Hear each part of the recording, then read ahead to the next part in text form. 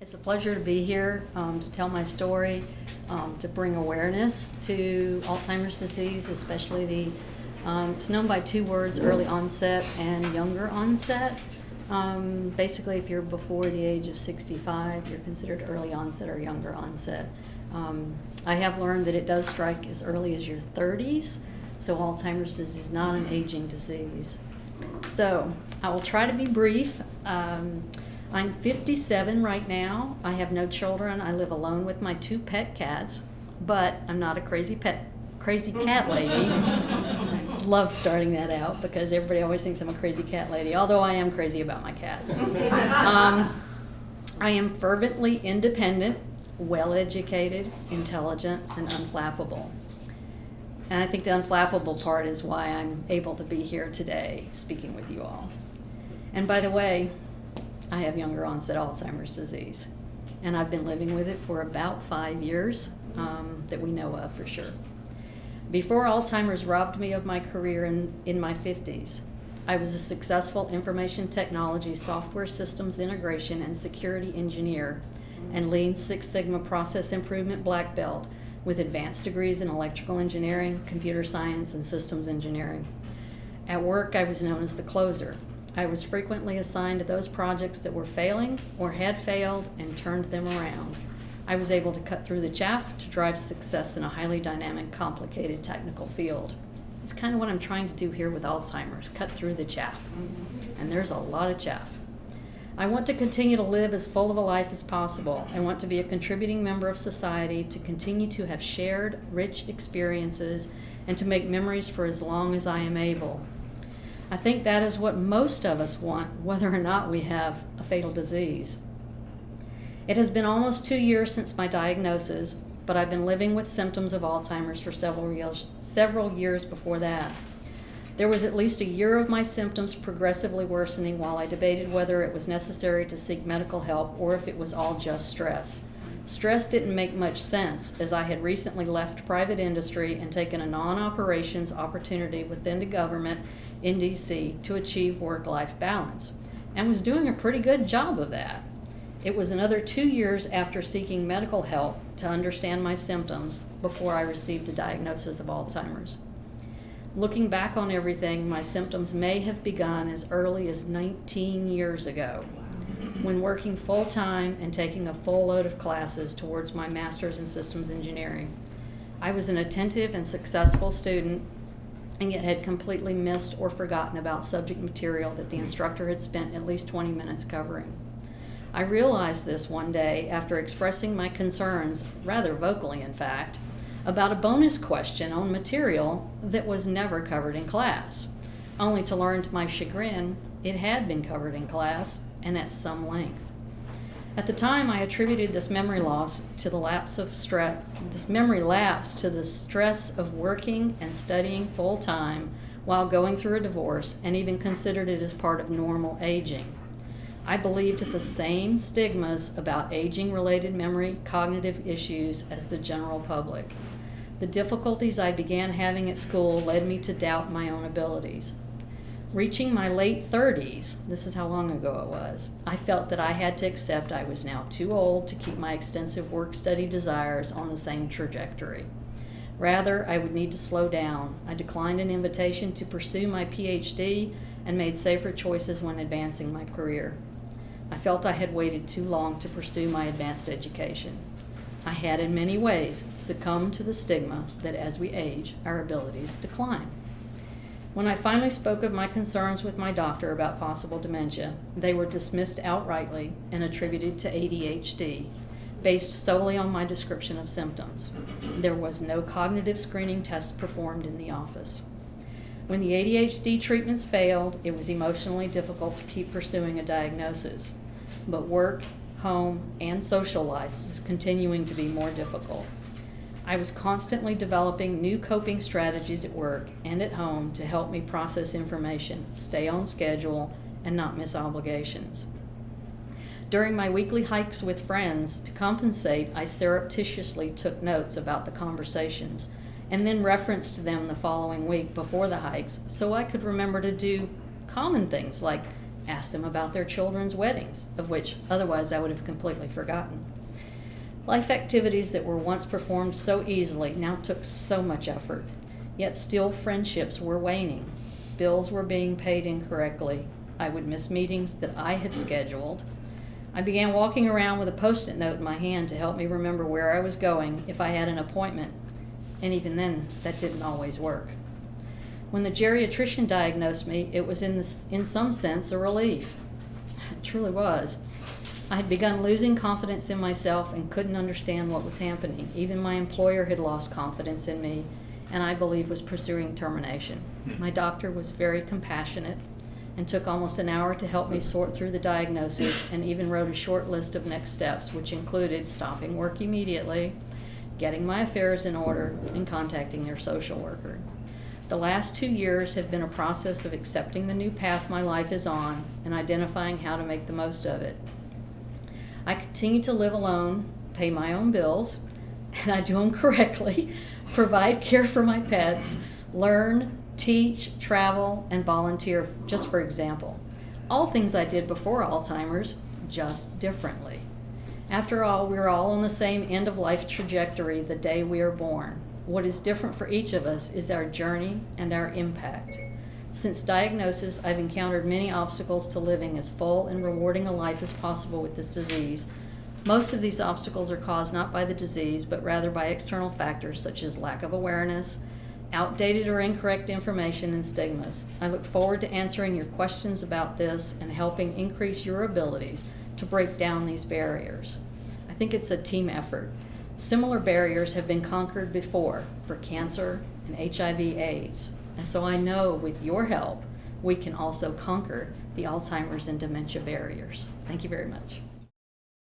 Good evening, afternoon. I don't know what time of day it is. I am in the process of moving. I'm moving from a house that I lived in for 45 years. And therefore, my mom lives with me. My mom is 77, 95 years old. Oh, wow. And I had to prepare her for the move, which was not easy, but I had to think about, now, let's see, what can she adjust to and what path should I use? I chose taking her there from the outside. And I took her by the house several times because somebody lived in the house. I took her by the house several times. I took pictures of the house. I made posters. I posted posters in her bedroom. We talked about it a lot. And I even showed her pictures of the inside that I had.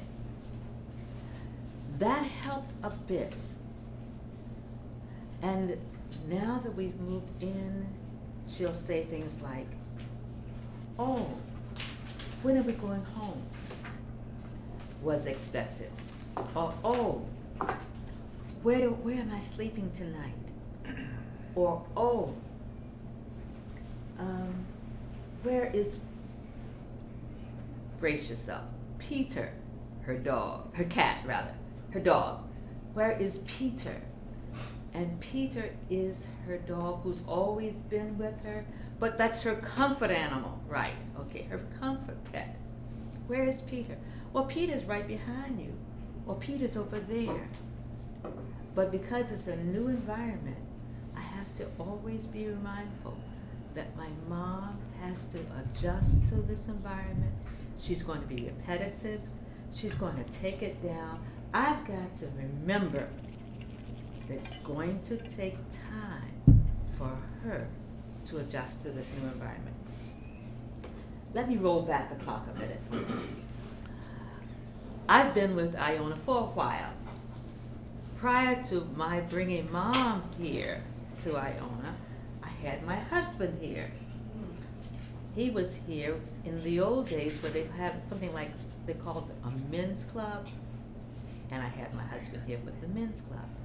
Prior to that, we had his mother here. So I have several generations of people who have who have needed the help of Iona. So I knew when it was my mom's turn, that this was a very supportive environment, and I expected it to be that way. I like to use this theme of see the light. Positive. See the light. That as I take care of my mom, as we go through these stages of Alzheimer's, that I'm also remembering, see the light. And the light comes from my mom's spirit, which is there. If you ever see us in the afternoon when we leave here, you'll see smiling faces walking out the door. Because it's important to me that my mom always has the sense of, boy, I am appreciated. Boy, my daughter really loves me. And she sees the light in my eyes. So see the light. I also want to share with you a picture, a photo. Let me see if I can pull it up very quickly. Of my grandbabies. You just advanced it, or? No, I did not. And Oh, I was I don't want to see thinking the you were light. genius. Okay, I'll pull it back a minute. Okay, thank you very much. Anyway, my mom sitting on the sofa with the grandbabies. I'll find that picture later. And I want you to see that the light that she shows is shared with the other generations. And the other generations also share and understand and appreciate my mom, who's there as Grandma Vernice. Well, Grandma Vernice, can I get you this, Grandma Vernice? Can I help you with this, Grandma Vernice? Can I read this story to you, Grandma Vernice? You know, this appreciation of that other generation, both backwards and forwards. My presentation to you is to let you take a second to reflect on the positive pieces that person has inside of her. Thank you. Mm-hmm. Okay, I'd like to start out with a few photos of my wife. This picture was taken in 1977 when my wife was 25 and she was in her third year as a Secret Service special agent. That was about a year before we met. We met in the summer of 1978 when Zandra left the Secret Service to become a Foreign Service officer, which was really her life's ambition. So this picture was taken in 2005. And at that point, Zandra is on leave from the embassy in Islamabad, Pakistan, where she's consul general. She's part of Ryan Crocker's country team, and she's supervising all consular services in Pakistan. And she's also 1 year away from being promoted into the senior foreign service. But she's also in the early stages of dementia, although we didn't realize what was going on at that point. I'm going to step back to that in a minute. This picture was taken at the same time that one was taken. And this was another aspect of our life. This is our son, Sam. He's 21 at that point, and he's moderately autistic. So Zandra and I are juggling professional careers, and we're also juggling special needs. To what degree, if any, that played into Zandra's ultimate development of dementia, I'll never know. But what I will say is, step back to 2005. It's the spring of 2005, Zandra's getting ready to go out to Islamabad. And she realizes at that point that she's beginning to have short-term memory issues, but she doesn't know what the cause is. So we turned to a family physician, a person who had been treating her son. And all three of us concluded that this was a stress issue. We treated it as a stress issue. We had no inkling that it actually was the beginning of the short-term memory aspect of dementia. Just as over the next few years, I didn't realize that when I would get irritated with my wife thinking that she was tuning me out, what actually was going on was that she was having short-term memory lapses. Well, she was able to manage professionally quite successfully through, I would say, roughly the end of 2008, beginning of 2009. And by this point, she's a senior foreign service officer. She has been named as the State Department's principal officer at the Terrorist Screening Center. And she cannot come up to the level of the expectation for her job. So she is marginalized by the director, who is a career FBI agent. And this is enormously frustrating, of course, for her. She's also doing at this point what she called management by sticky, as a memory aid. We got the preliminary diagnosis that spring, this is April of 2009, that Zandra was diagnosed with what was termed by the neurologist who assessed her progressive irreversible memory loss. She didn't put an Alzheimer's or dementia label on it. Zandra's foreign service career was effectively over by 2010. She retired in early 2011. Now, I had also retired by this point, and I was working as a contractor in retirement. But I'm also now steadily moving into the caregiver role. So I'm managing, both my wife's needs and also remotely my son's needs, because by this point, our son has successfully transitioned out of the house and he is living semi-independently, but I'm doing a lot of backstopping for him as well as for Zandra. And what I'm finding with Zandra is she's gradually having skills slip away. So, for instance, I've taken over all of the financial management, I'd say by probably about 2011, 2012. Her navigational skills are going, at that point. So whenever, we are planning anything that would have her independently driving, there's a fair amount of advanced planning that goes on to make sure that she knows how to get from A to B. I realized in 2013 that she couldn't navigate the metro system anymore. In 2014, I realized she can't, we can't travel anymore, because we took a trip to Tucson, which is where I had lived for a number of years, and we went into familiar surroundings. It was totally disorienting for her. She just simply could not do it. 2014 was also the point at which I had to take the car away from her because she could no longer safely drive. Well, what I didn't really realize is that as I'm taking over more and more of the aspects of Zandra's life, and I'm trying to shelter her as best I can, it's taken a toll on me. And I'm becoming progressively more stressed out. I'm becoming snappish, short-tempered, both with her and with colleagues. And I'm having friends at work and elsewhere tell me, you need to get into a support group. And I'm resisting this because, I guess I would say so many people, I feel, well, this is my burden, and it's for me to manage and I can manage it. But I was wrong in that aspect. So a good friend of mine took me aside and finally persuaded me to go to a workplace support group.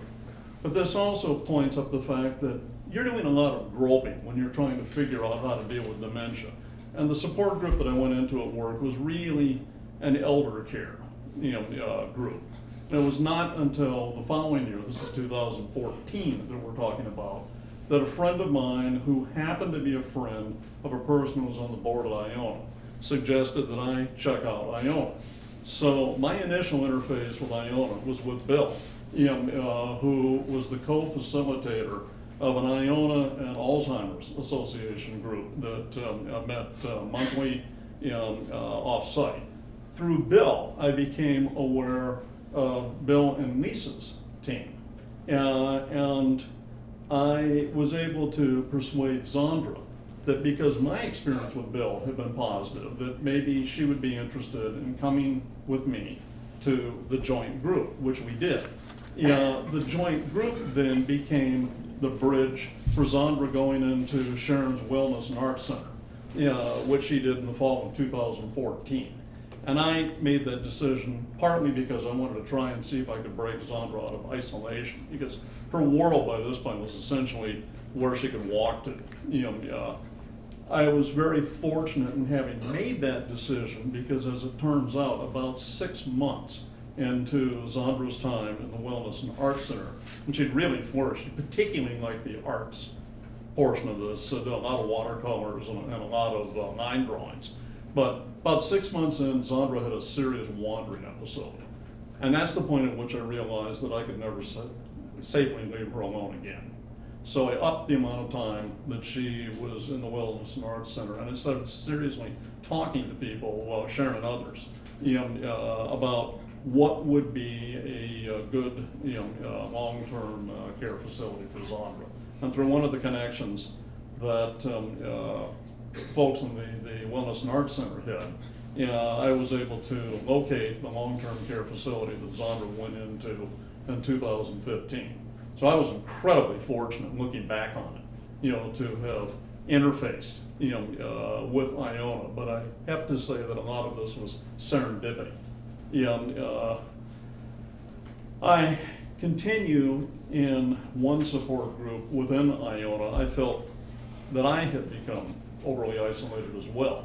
So at the point at which Zondra's making the transition to long-term care, I joined a plus 60s group, that's sponsored by Iona, and I continue a member of that plus 60s group. I've been in that group now for about 4 years. So thank you all for your time. Thank you for listening to me. And thank you for letting me share a little bit of the lady who Zondra was and is.